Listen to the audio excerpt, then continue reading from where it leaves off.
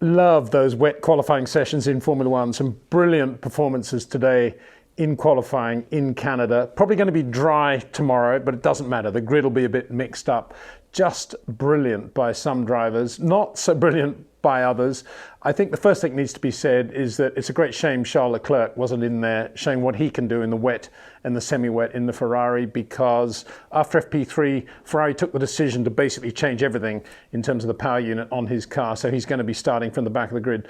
To his credit, Charles obviously had to do Q1 just to get qualified for the race, and he was P5 in Q1. Not bad for a guy that just needed to cruise around and not do very much. And then he just sat in the Ferrari garage after that, watching qualifying, wondering, of course, where he would have been and wishing he was out there, I'm sure. Having said that, Max Verstappen was just outstanding today.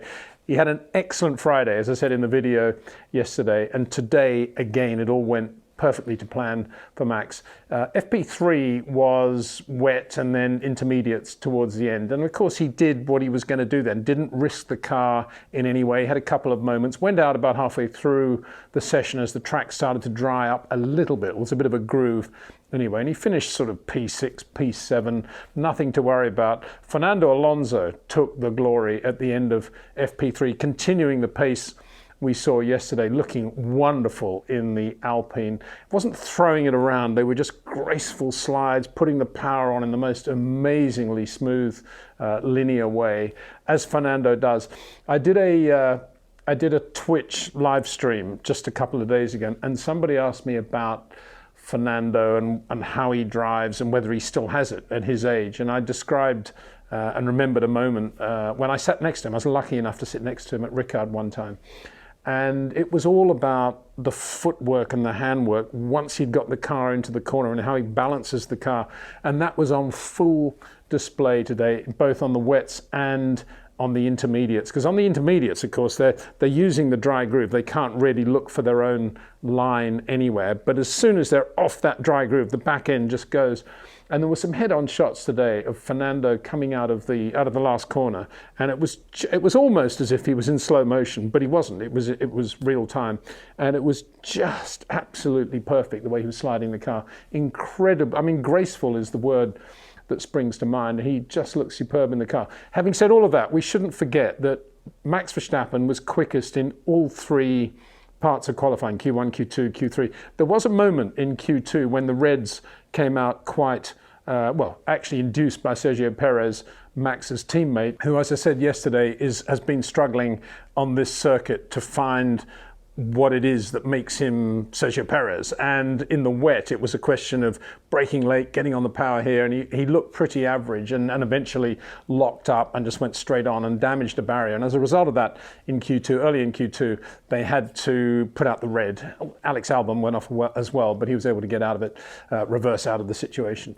And as a result of that, when the clock stopped at that point, still with 9 minutes to go in Q2, Fernando Alonso was quickest and Max was P2. Fernando on intermediates, Max on wet. So Max would have been sitting in the garage thinking, okay, put the inters on and everything will be back to normal. But of course, he has to then go out and do that, and he has to find the lap and do everything.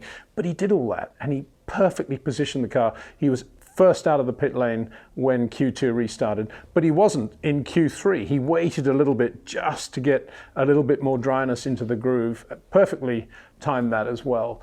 And 0.7 was the margin. Okay, it was over Fernando Alonso and the Alpine, and you could say, wow, he was that close to Max. But if you're Max Verstappen and you're out to get the pole for the Canadian Grand Prix, 0.7 is a pretty emphatic advantage, bearing in mind your nearest championship rival, Charles Leclerc, is at the back of the grid. And the odds were that he was going to be on the pole anyway. So a really, really good day for Max. Drove beautifully, I thought.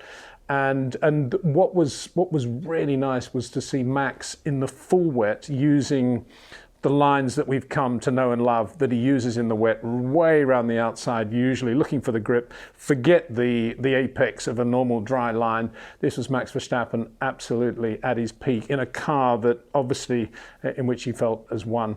And there wasn't, obviously in the wet, it all balances out. And there are a lot of other factors that come into play. And in terms of top speeds, there wasn't a lot of difference through the track between the Red Bull and the Alpine and even the Mercedes. But of course, what we don't know is how much downforce, additional downforce the Red Bull has. Well, we can guess a lot compared with, say, the Mercedes in the wet.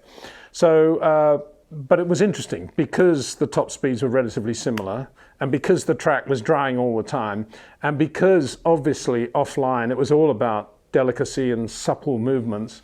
It was, it was a different sort of qualifying session. It was wonderful to watch. Really enjoyed it, and so I'm going on about Max because I don't think we should underplay his performance at all today. Very easy to get carried away by all the guys that did so well behind him. We'll get onto those right now because it was Fernando Alonso who took P2 right at the end, timed his lap perfectly, basically as the checkered flag came out, but he'd been very quick. As I say, he was quick in FP3, continued that pace that we saw yesterday in the dry.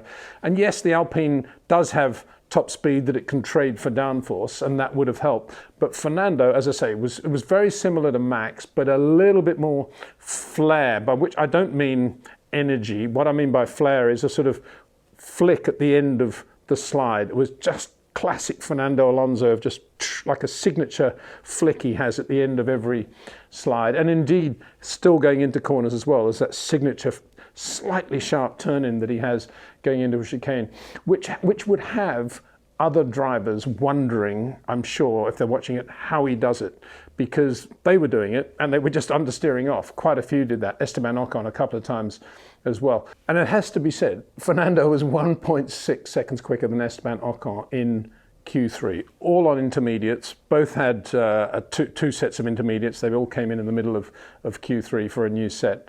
1.6 is a lot. Okay, good performance by Esteban Ocon as well. Made it through into the top 10, and he's a quick racing driver. We know that. 1.6 for the old man, quicker than his teammate. Just superb performance by Fernando, and kind of spoilt the day a little bit, you could say, for Carlos Sainz, because with Charles at the back of the grid, obviously the Ferrari effort, the pressure, everything else, even more on his shoulders to take the race to Max in Canada. And it's P3, right? He will say, okay, I'm on the clean side of the grid. That's a good thing. Probably try and get Fernando into the first corner, whatever.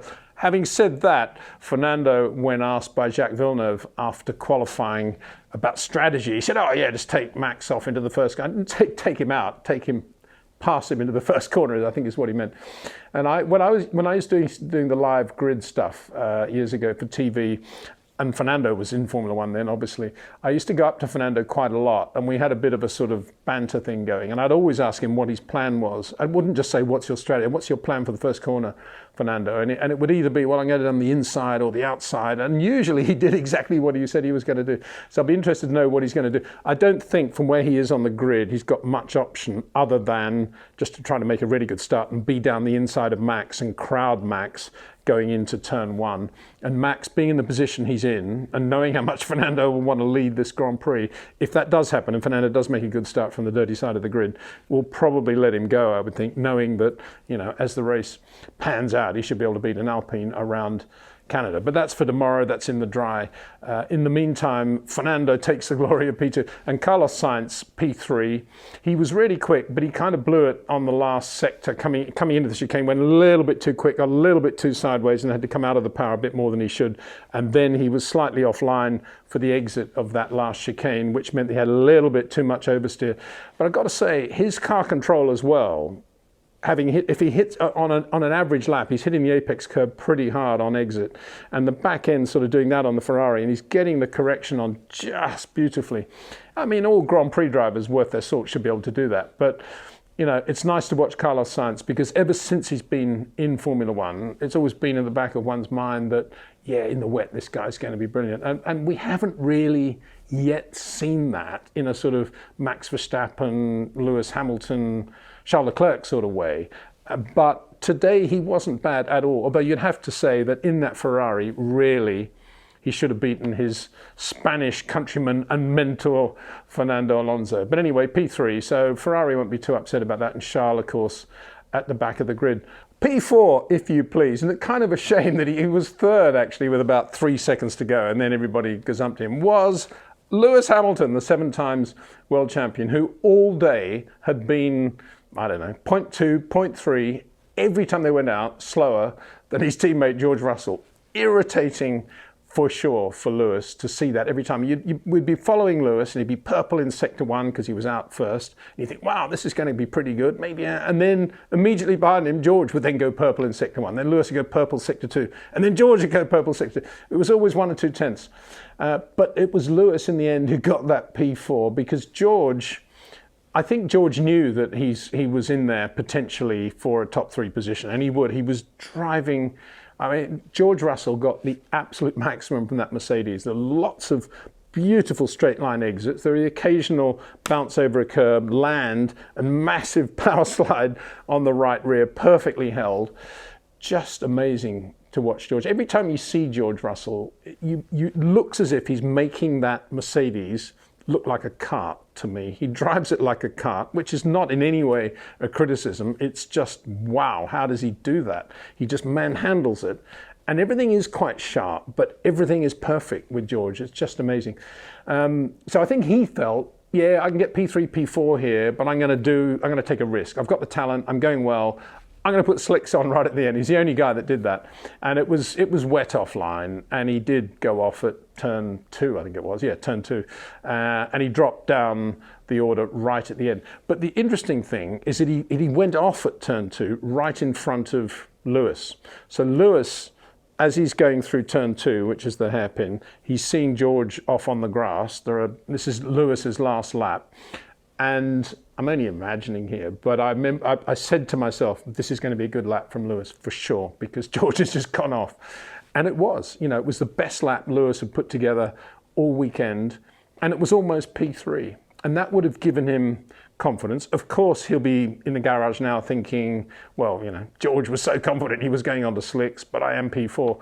And that'll do Lewis quite a lot of good. But it's kind of strange to have to be saying that, because normally you'd be saying, Lewis Hamilton, you'd be thinking Lewis Hamilton, no way in the world is he ever going to get beaten by a teammate. But I mean, it's so consistently being beaten now that we have to talk about these moments, these little cameo moments when he saw George off and suddenly the lap came to Lewis Hamilton. So it's P4, really good lap. And then P5, P6. You can look at this 2 ways, 3 ways really. You can say, wow, Kevin Magnussen, P5, fabulous lap. Very fast racing driver, did a lot of work with Rob Wilson in his early days. Or you could say, wow, Haas, great team effort, P5, P6, best qualifying performance ever for Haas, wonderful. Or you could say, Mick Schumacher, P6, and that's what I say, because I've always been a Mick fan, and I think for Mick to do what he did, he was actually ahead of Kevin during various stages of qualifying, pushing Kevin hard, getting to the limit of that Haas-Ferrari virtually every time he went out, and doing an all-round superb job. Again, on the live stream I did on Twitch, somebody said to me, looks like Mick's having a really bad season. What do you think his future is? And I said, I think this guy has a massive amount of talent, massive amount of self-discipline and character, strength of character, and what's more, very good under pressure. And don't write him off yet. And so I think, that's what we saw today. This guy did an incredibly good job today as a racing driver, let alone in that Haas. And think about it, Haas-Ferrari, P5, P6. Who would have thought? Who would have thought Fernando Alonso on the front row of the grid a few months ago, last year, for the Canadian Grand Prix? But that's what happened. I mean, I'm saying that's what happens in the wet. That's what happens in the wet if you're a Haas-Ferrari driver. But Fernando Alonso, given his pace in the dry yesterday, could have a podium finish tomorrow for sure, because the Alpine, as we know, is really quick in a straight line as well in the dry. Anyway, going back to Mick, congratulations, mate. Really, really good job. Beautiful to watch as well. A very, very early turn-in. All the things that one talks about that define the way racing drivers are. And Mick Schumacher has it. I've no doubt about that. And I think we saw it today. A lot of moments when a young guy in his position could have gone off, could have locked up here, done what a lot of other young guys did, and he didn't. He just got on with it, and brilliant. George was 8th. Daniel Ricciardo did well to get into Q3 on his last lap and qualified 9th. Lando Norris, meanwhile, didn't get into Q3 in the other McLaren, a chronic misfire, which they never seem to get on top of.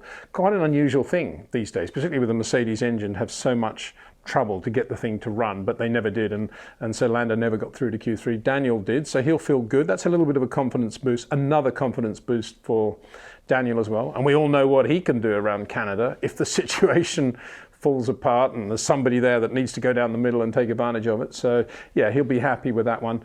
And P10 in Q3, another outstanding performance by a young driver, Guan Yu Zhou. Really, really good job. I gave him a hard time in Baku when he was moaning about the car retiring and having a problem, but you know, he delivered today. Really, really good performance. But less so by Sebastian Vettel and Pierre Gasly. They were both really, really quick in FP3 today, in the wet and the semi-wet.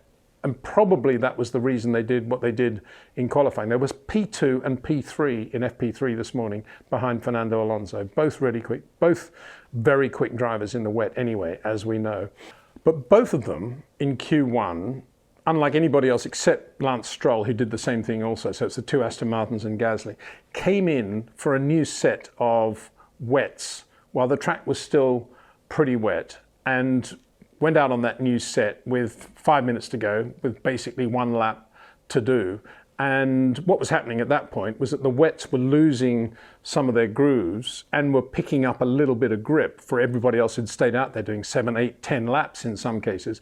They were out on new wets, had no grip whatsoever. And at the end of it, Sebastian got on the radio and said, I don't know, the car was undrivable, terrible, sliding everywhere. Well, the reason it was sliding everywhere is it was on new tyres and never got them worn away and never got them properly up to temperature.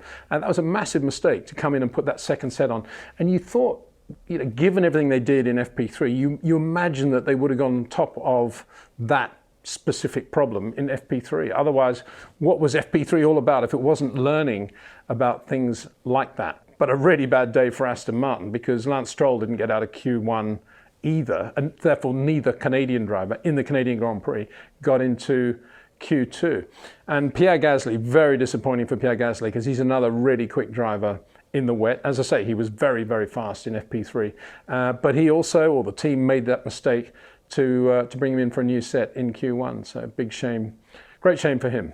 So that was it, qualifying in the wet in Canada. No thought about all the bouncing dramas and the FIA regulation changes and everything that they're looking at. This was just about, this is the weather, let's go out and do the job. And some drivers did it perfectly, other ones did not. And just to end, as I basically began, it was a great shame for Formula One in general, I think, that Charles Leclerc wasn't there in the wet too, taking it to Max and showing what he can do, because we need to see that. We need to see Max and Charles one-on-one in the wet. And it would have been fascinating to see how quick Charles would have been. But we have these incredibly irritating rules where a driver, through no fault of his own, is now starting from the back of the grid in a Ferrari. Okay, you could say, well, that's nice, isn't it? We'll watch him go through the field. And in a Ferrari, I guess, with the sort of straight line speed they've got and the power and everything else, I guess if you're going to be doing that, Canada's not a bad circuit to be starting from the back of the grid, because you can do a bit of overtaking, Silverstone-ish. But, you know, if it was Hungary, you'd be a lot more concerned, I suppose. But nonetheless, you know, it's a great shame. And I think, you know, for longer term, we shouldn't just say, oh, well, Leclerc's at the back of the grid. I think we should say this is not right. You know, there has to be another way of ensuring that the engine reliability program and the cost program is kept under control without penalising drivers and the fans and Formula One in general, the sport really, by putting this guy on the back of the grid. It's a great shame. But that was the big dampener, excuse the pun. The great thing was watching the car control and the drivers today. Outstanding performances by several drivers out there, but let's not forget Max Verstappen, the current world champion, who went out today and put in a world champion's performance, no doubt about that, ahead of another multi-world champion, Fernando Alonso, who defied his age, looked like a 23-year-old getting out there and just enjoying himself like a kid would in that situation. Brilliant to watch. Looking forward to the race tomorrow. See you then.